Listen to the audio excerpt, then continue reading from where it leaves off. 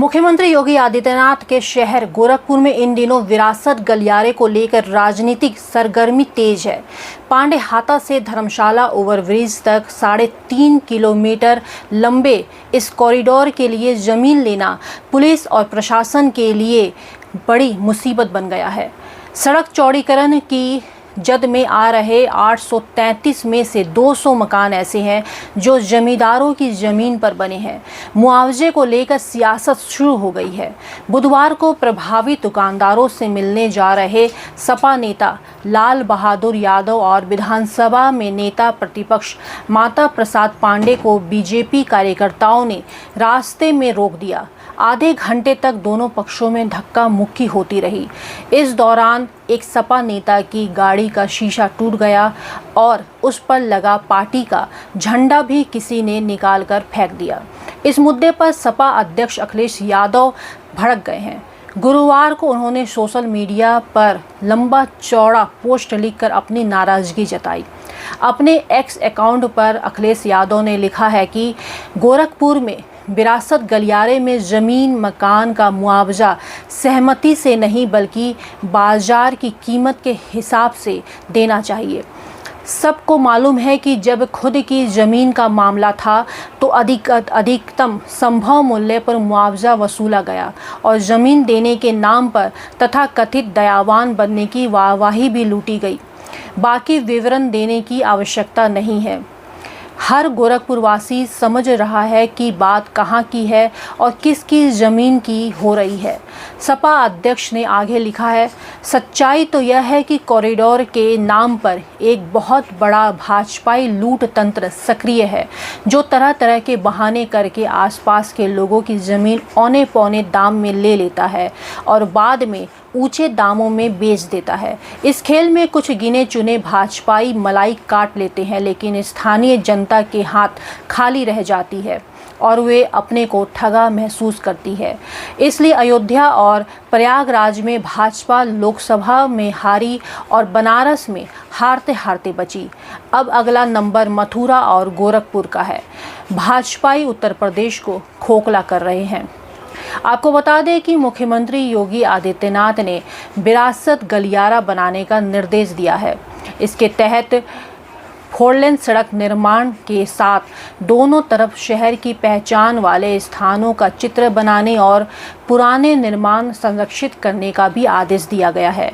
इसके तहत पांडे हाता से लेकर धर्मशाला ओवरब्रिज तक सड़क चौड़ीकरण का काम किया जाएगा।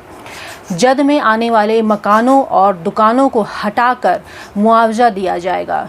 दरअसल जमींदारों की ज़मीन पर लोगों ने मकान तो बनवा लिए, लेकिन कागज़ पर अपना नाम दर्ज कराने को लेकर ध्यान ही नहीं दिया। अब जिनके नाम ज़मीन नहीं है उन्हें मुआवजा नहीं मिल पा रहा है।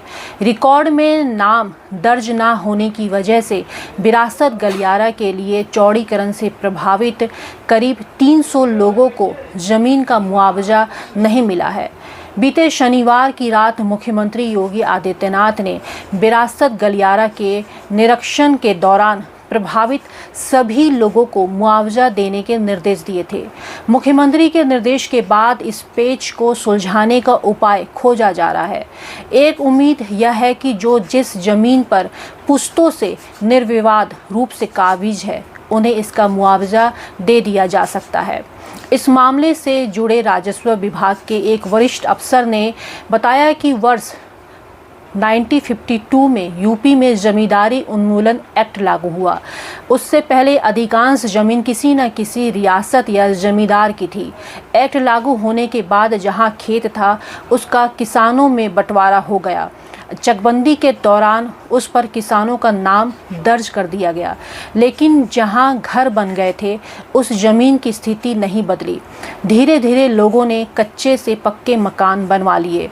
आपसी बंटवारा के बाद उनके स्वरूप में परिवर्तन आया।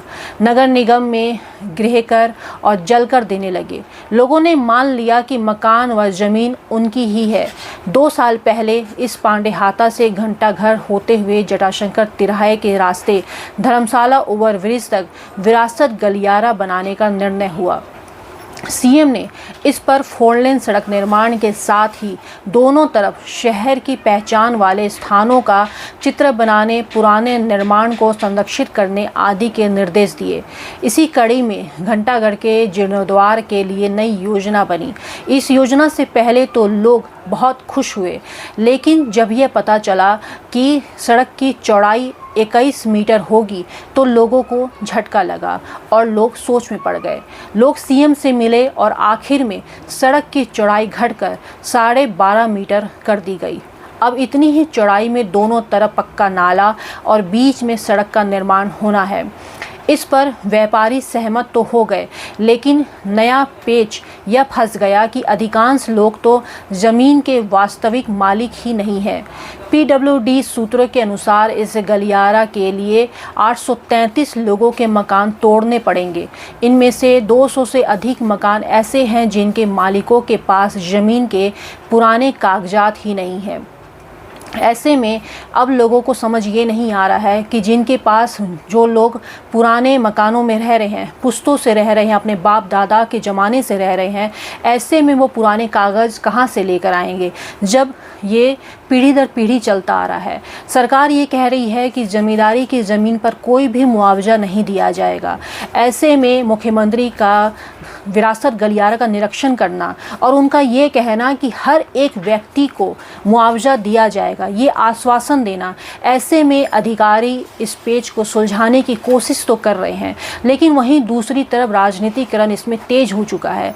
जिस तरीके से समाजवादी पार्टी का एक प्रतिनिधि मंडल इन व्यापारियों से, इन लोगों से मिलना चाहता था, इनसे बातचीत करना चाहता था, लेकिन भाजपाई कार्यकर्ताओं ने इसमें पेच फंसा दिया।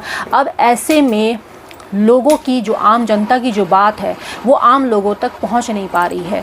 आखिर सरकार की मंशा क्या है, वे आम लोगों तक पहुंच नहीं पा रही है। मुआवजे को लेकर क्या कुछ है पेच, आप इसी तरीके से बने रहिए हमारे साथ। हम आपके पास इस खबर से जुड़ी और भी खबर लेकर आते रहेंगे। मुझे दीजिए इजाज़त, नमस्कार। पूर्वांचल का पहला NBA मान्यता प्राप्त संस्थान KIPM GIDA Gorakhpur quality education और बेस्ट प्लेसमेंट के लिए राष्ट्रीय और अंतर्राष्ट्रीय पुरस्कारों से सम्मानित। Admissions open in BTech, MTech, polytechnic, D Pharma, B Pharma, M Pharma, BBA, BCA, MBA और MCA। Contact KIPM GIDA Gorakhpur.